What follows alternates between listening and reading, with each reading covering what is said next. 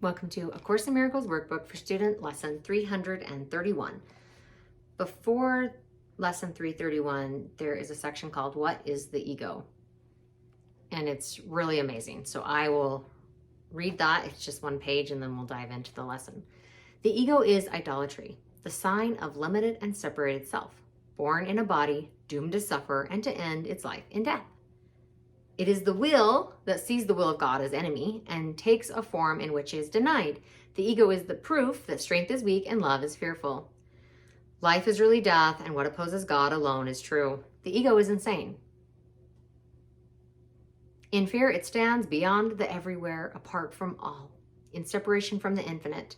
In its insanity, it thinks it has become a victor over God himself, and in its terrible autonomy, it sees the will of God has been destroyed. It dreams of punishment and trembles at the figures in its dreams, its enemies who seek to murder it before it can ensure its safety by attacking them. The Son of God is egoless. What can he know of madness and the death of God when he abides in him? What can he know of sorrow and of suffering when he lives in eternal joy? What can he know of fear and punishment, of sin and guilt, of hatred and attack when all there is surrounding him is everlasting peace, forever conflict-free and undisturbed, in deepest silence and tranquility?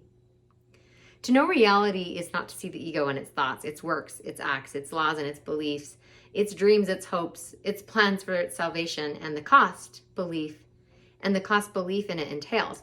In suffering, the price for faith in it is so immense that crucifixion of the Son of God is offered daily at its darkened shrine, and blood must flow before the altar where its sickly followers prepare to die.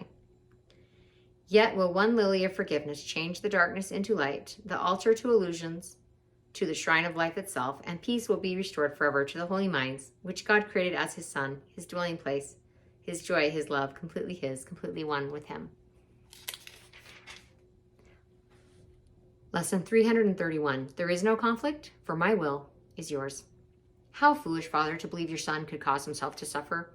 Could he make a plan for his damnation and be left without a certain way to his release? You love me, Father. You could never leave me desolate to die within a world of pain and cruelty. How could I think that love has left itself? There is no will except the will of love. Fear is a dream and has no will that can conflict with yours.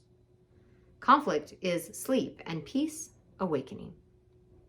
Death is illusion, life, eternal truth.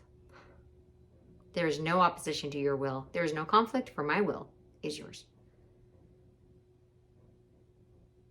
In this prayer, in this beautiful affirmation, it says conflict is sleep and peace awakening. Conflict and peace don't oppose each other because one is real. Peace is real and conflict is not. And this is as true as the nightmare that you had last night was not real.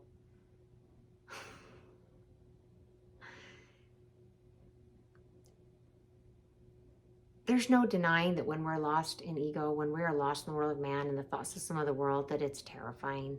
There's no denying that. And there's also no denying that we are invited daily to wake up to the truth. And it is not dependent on anyone else.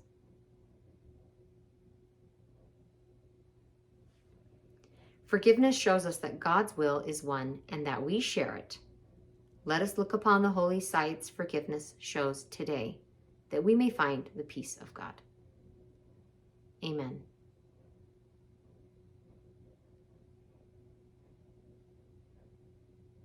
May we have the strength to choose peace even when others do not. And the truth is, you are that strength. You are the peace that you're searching for. It's you. And the ego would have you feel like it's out of reach and you have to figure it out and earn it and find it so that you won't accept what's already yours. And I will see you tomorrow for lesson 332.